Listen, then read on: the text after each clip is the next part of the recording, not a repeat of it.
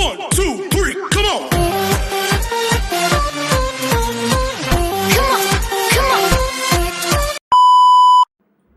Hello beautiful people! Welcome back to my channel. This is your Mama Sam. Hola mga amigo, amiga, kumare at kumpare. Kamusta kayong lahat? Sana lahat po kayo ay okay at safe ngayong araw na ito. At syempre, kung ako naman ang tatanungin nyo, nakikita naman ninyo ang beauty ng Mama Sam ninyo, fresh overload pa rin, di ba? Ganyan talaga kapag umiinom ka ng maraming vitamin C plus kumakain ka ng maraming banana. Dahil sa banana, mas nakakaloka ang ganda ng Mama Sam ninyo. Charot! So, kamusta naman kayong lahat? Sana lahat kayo ay okay na okay ngayong araw ng Wednesday. So, happy Wednesday sa atin lahat ng bonggang-bongga. At nako, ito na nga, ang bilis ng panahon dahil patapos na tayo sa buwan ng February at papunta na tayo sa buwan ng Marso. So, ibig sabihin, simula na naman ang summer. So, syempre, tag-init na naman, mainit na naman ang panahon. Ngayon pa nga lang, Diyos ko, ramdam ko na yung init eh. Kasi umaabot na kami ng 33 to 40 degree. What if pa kaya sa April, Diyos ko, baka tortahin na kami ng bonggang-bongga. Kaya mag-ingat ang lahat, uminom na maraming tubig, at syempre maligo ng 2 beses sa isang araw para safe, di ba? Hindi tayo ma-drain ng todo-todo. At syempre, maraming salamat sa walang sawang tumatangkilik dito sa Mama Sam Vlog, araw-araw, lagi-lagi, sa walang sawang support na at pagmamahal na binibigay ninyo. And then, sa mga bago nating subscribers, hello sa inyo lahat. Welcome to my channel. At saka syempre sa mga makasolid na Mama Sam dyan na talaga naman tumututok dito araw-araw, lagi-lagi. Maraming salamat guys sa inyong lahat. Syempre, nako, marami akong atid na chika ngayong araw na to na talaga naman, oh my gosh, magtataas ang kilay ninyo ng bonggang-bongga sa mga pag-uusapan natin ngayon. Kaya guys, huwag na nating patagalin ang ating mga chika. So para sa una natin chika, Miss Global and Mr. Global together. Pinag-isa na nga ang pageant ng Miss Global at Mr. Global ng TPN. At siya pinaloka ako kasi dati ang Miss Global, ginaganap yan by March. Ngayon ay sa September 29 up to October 11. So, naloka ako. Nagtitipid ba sila? Nagtitipid sila ng production. O, yon. Siyempre nga naman, mas makakatipid sila kung pag-iisahin na nila. Pero, para sa akin hindi magandang tignan. Oo. Parang dapat Mr. Global Tapos, Miss Global lang. Ganon. Kasi, parang hindi maganda, parang para siyang yung sa school, yung canvassing, yung Mr. and Miss. Di ba? Hindi ako agree dito na pinag-isa nila. Dapat ay separate para mas bongga.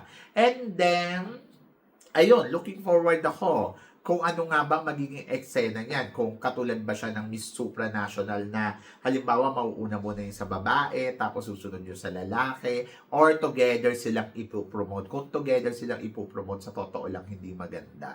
Pangit yung idea na yan. Pero dahil silang may-ari, so sila ang masusunod.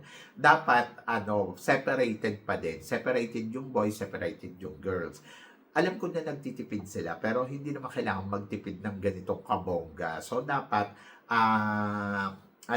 yung kumbaga mauna muna yung babae, tapos sumunod yung lalaki, yung mga tipong ganon, or mauna yung lalaki, sumunod yung babae. Parang sa supranational. Yung supranational, naiintindihan ko, may pageant sila, pero magkaiba yung araw. Pero ito, parang feeling ko, Diyos ko, pag-iisahin nila, parang hindi maganda yung idea na yan.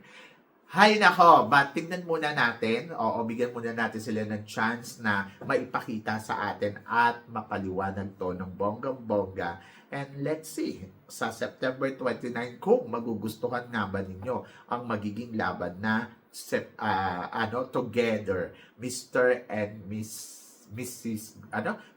Miss Global, di ba? So, yon, good luck na lang. Nakakaloka. Nagsisimula pa lang kasi sila, tapos parang bakit ganito, na parang ang idea nila ay pinag-isa.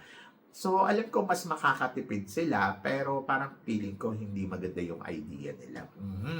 At para naman sa sumunod natin, chika, ito nga, Best Queen daw for 2025, Miss Grand International, Miss World at Miss International mula sa SB Crown. Ako para sa akin, syempre lahat naman na nananalo sa mga pageant ay best queen sila. Kasi syempre, yung effort nila, yung laban nila. Ako para sa akin sa mga nabanggit, mas parang sa akin best queen ko dyan syempre si Oppo Suchata. Kasi sobrang humble, iba yung pagka-queenly niya. And then of course, syempre si Emma Tiglao. Hindi ko naman kilala kasi si Miss International, kaya dead mo lang ako. Pero sige na, silang tatlo. But ako, yung the best para sa akin, I think si Oppo Suchata ng Thailand, di ba? At ayun nga, sabing ganun, bakit wala daw si Fatima? Si Fatima ay hindi naman siya best queen, siya ay worst queen ng nangyari sa Miss Universe ay maraming naloka, di ba? So parang hindi ko siya ma-consider na best queen siya. But ipinapakita naman niya yung trabaho niya. So, let's see, in the future, malay ninyo, maging best siya sa paningin natin. Kung mangyayari, di ba? Nakakaloka. Anyway, good luck sa mga queens and of course, I'm happy na nandiyan syempre si Emma Tiglao. And then, para naman sa sumunod na chika, ito nga, kaabang-abang, ang Miss Grand Thailand ngayong taon na to, kasi sobrang panalo ang kanilang mga plano para sa pageant nila. So, naka-attend nga ako ng orientation day nila. Diyos ko, orientation day pa lang, bongga na. What if pag nagsimula na talaga yung pageant? Imagine ninyo, best arrival nila. Makakakuha ng ilang, magkano ba yung prize? 300,000 bata. So, yun. So, kinabog niya pa yung Reyna Hispano-Americana. Samantalang, ang Reyna Hispano-Americana ay hindi man lang umabot ng 100,000 yung papremyo. Anyway, so, ako para sa akin, bongga ang Miss Grand Thailand this year. And then, I hope na sana makakuha na sila ng Reyna, na alam mo na pwede talagang manalo ng Miss Grand International. To be honest, ako, mas gusto ko na manalo na sila after ng Philippines. Kasi parang feeling ko, deserve naman ng Thailand na manalo na ng Miss Grand International. So, ako, kung may mananalo man next atong taon na to I hope sana Thailand. Maraming mga candidates sila na Inglesera at talagang magaling at maganda. So, I hope na sana mapansin yun ni Mr. Nawat. Kaya lang kasi si Mr. Nawat kasi nakafocus siya kung sino yung pinakamaraming followers And then, ayun. So, tingnan natin kung sino magwawagi. Isa sa mga malakas yung pambato ng Rayong. Kasi yung pambato ng Rayong, Diyos ko, grabe yung suporta, parang impa moment lang. So, isa yun sa mga tinitingnan ko na parang, parang feeling ko ito yung mananalo. Kung mananalo siya, parang feeling ko runners-up na naman sila sa Miss Grand. Charot! But, tingnan muna natin. At tingnan natin kung sino ang pantapat ng Pilipinas dyan. So, ngayon pala, congratulations kay Gatchabel dahil si Gatchabel ay masasabi ko naman job well done as a Miss Grand winner. Di ba? Miss Grand Thailand winner at naging first runner-up sa Miss Grand International. Job well done. So, let's see in the future kung ano nga ba ang magiging eksena at ganap ng mga kandidata ng Miss Grand Thailand ngayong taon na to. So, para sa sumunod natin, chika, another Oppo Suchata ang hinahanap ng organization ng Miss World Thailand ngayong taon na to. Siyempre, ang target daw nila ay back-to-back. So, mahirap yan. Parang feeling ko, hindi namang basta-basta mapapantayan si Oppo Suchata, di ba? So, ngayon, talagang pinag-iigihan daw ng Miss World Thailand or ng organization ng Miss World Thailand ang pagpili ng mga sasali dito sa Miss World Thailand ngayong taon na to. At isa nga sa mga hinahanap nila yung kalidad na katulad daw ni Oppo Suchata na may advocacy na at yung ganda at yung pang-reyna ang galawan. Kasi ang target nga daw nila ay mag-back to back sa Miss World ngayong taon na to. Well, parang feeling ko mahihirapan sila sa back-to-back na yan. Ang Pilipinas na hirap eh. Sila pa kaya. So, ako para sa akin, luckily kasi meron silang nakuha na opposite at na-convince sila na mag-join uli one more time sa pageant ng Miss World Thailand or na pumayag na ipa-appoint siya. Pero, may pero talaga eh, no? Pero, kung magpapapageant sila, parang feeling ko mahihirapan sila kumuha. So, parang feeling ko, it's time for the Philippines naman ngayon. Di ba? Eh, dati nga, Diyos ko, kay Megang yan, hirap na hirap tayong masundan eh. Kaya hanggang ngayon, di pa natin nasusundan. So, hinay-hinay lang Thailand. O, di ba? At para naman sa sumunod na chika, eto nga, Diyos ko, pinag-uusapan sa social media ngayon dahil nakita daw ang namataan ang Kun-an sa Mexico. Oho, na namamasyal. Anong chika ko dyan? Well, ang chika ko dyan ay hindi imposible. Oo. Hindi imposible na talagang pakalat-kalat lang sa Mexico si Kun-an. Siyempre, nung una, ang iniisip ko, nasaan nga ba si Kun-an? Bakit hindi nagpapakita? O, di ba? So, yung nalaman ko na, ayan, confirm na nasa Mexico siya, ang akala ko kasi nakakulong siya. Pero, ayan, nasa Mexico pala siya at namumuhay ng malaya. Well, sa kabila ng mga sitwasyon ngayon sa Miss Universe, sa mga naganap na sinasabi natin dayaan sa Miss Universe, parang feeling ko may kinalaman pa rin dyan si Kun-an. Kasi parang feeling ko over the phone, ayun, di ba? Pwede naman silang magtawagan and then, ayun, so si Raul naman parang feeling ko nag-uusap silang dalawa ni Kun-an kung ano mga gagawin. So, yung mga nangyayari dyan at kaganapan dyan, parang feeling ko silang dalawa ni Kun-an ang may kagagawan no. Hindi lang si Kun-an, buti nga si Kun-an wala nang hindi na umeksena nung nakaraang taon eh. Pero habang nandiyan yung dalawang yan, sa totoo lang ha, hindi ako kampante. Parang feeling ko baka sa susunod na taon ang ipanalo na nila si Thailand naman. Di ba? But miski pa paano, meron pa ako kahit konti na kay Kun-an na parang baka naman gusto niya pa rin si Philippines ang manalo. Di ba? Kaya naman pala nag-react si Raul noon na parang yung gustong bilhin ni Mr. Chavit yung Miss Universe, tapos parang nag-react si Raul, di ba? Nag-message sa social media. So parang doon naisip ko, kasi di ba dati si Kun-an iniimbitahan niya itong si Mr. Chavit dito sa Thailand pero hindi pumunta si Chavit. So parang feeling ko mayroon silang sama ng loob na wag nating ibigay sa Philippines.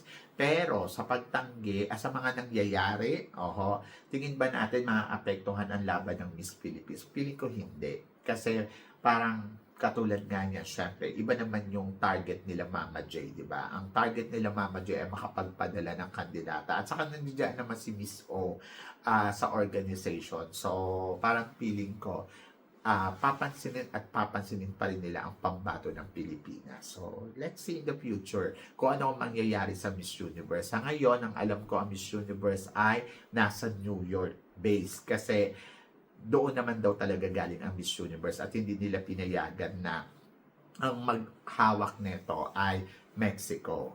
Tapos, ang isa pa sa mga alam ko, sila pa rin ang may-ari ng Miss Universe. So, hindi pa rin to nata-transfer doon sa iba. Meron silang mga kasosyo siguro na madadagdag at sila siguro yung lulutang dyan in the future. Ganon. Kasi diba parang kung halimbawa yung 50% na hawak ni Raul, halimbawa 52% ang share ni Raul na hawak. Tapos yung 48% yung kay Kun-an, tapos pinahawak ni Kun-an sa iba. Maaaring ganun yung eksena. So, sila pa rin ang may-ari. Di ba?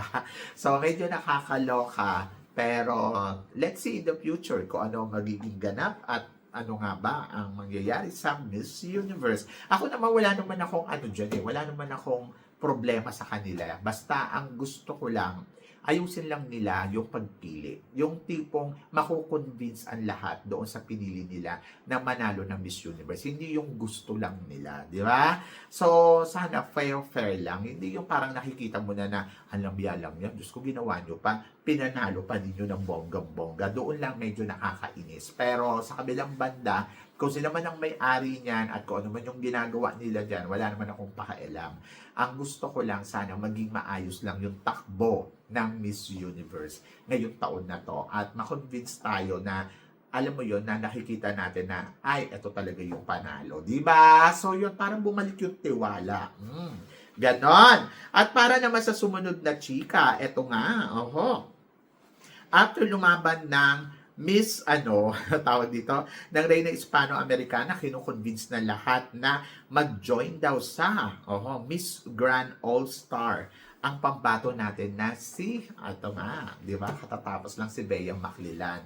To be honest, ako para kay Bea, why not, di ba, kung gusto niya i-try, di ba? Kaya lang, syempre, katatapos lang ng pageant niya. So, kung sasali uli siya, parang alam mo yun, kawawa naman yung kandidata natin na pagod, hindi rin makalaban ng bonggang-bongga. Siguro, i-consider natin yan na mag-join siya dyan sa MGI All-Stars. Siguro bigyan niya ng 1 year more ang sarili niya na makapagpahinga muna. Kasi syempre, hindi naman biro yung laban doon sa Bolivia. Malayo ang Bolivia. And then, of course, stress. Tapos, alam mo yun, hindi pa nanalo, hindi pa pumasok doon sa top 8. So, she feel bad. And hayaan na muna natin siyang mag-heal, di ba? But kung ako tatanungin mo, why not? Join to MGI All-Stars. Pwede dyan si Bea Maclilan. Di ba? So, good luck. Ayun. At para naman sa sumunod na chika, pambato daw ng Pampanga. Malakas ba ang laban sa Miss Universe ngayong taon na to? To be honest, oo naman. Kung aariba siya ng bonggang-bongga, why not? Maraming nagsasabi sa akin, ako ang ganda niya mamasam sa personal. Kaya lang ako hindi lang naman kasi sa personal ako tumitingin. Gusto ko din makita siya yung mga clips, yung mga video, tapos yung mga galawan niya, syempre yung pang total package talaga. And then umaasa ako na gagawa sila ng paraan para manalo dito sa Miss Universe Philippines. So mas gagalingan ng team niya at makikita natin na talagang mag-shine like a diamond star ang pambato ng Pampanga sa Miss Universe ngayong taon na to. Miss Universe Philippines. Kasi may ganda. Sabi ko nga, kung nilaban nyo yan sa Binibining Pilipinas, waging-wagi yan doon. Pero since na nandito na siya sa Miss Universe Philippines, edi go Pampanga and good luck. And let's see kung siya nga ba ang makakapag-uwi ng corona ng Miss Universe Philippines ngayon taon na to. Kaya so excited, pwede mo din daw gawin ng Miss Supranational kasi maganda yung height, di ba? So maganda yung height tapos may beauty. So why not, di ba? So yon and good luck. Para naman sa sumunod na chika, pambato ng Cebu Province. Mama, somethingin mo, Universe or Cosmo ang makukuha ni Nicole Bermeo? Hindi ko alam. Kasi ako, para sa akin si Nicole Bermeo, pwede siyang mag-Miss Universe. Sa totoo lang. Kasi may talino, may ganda.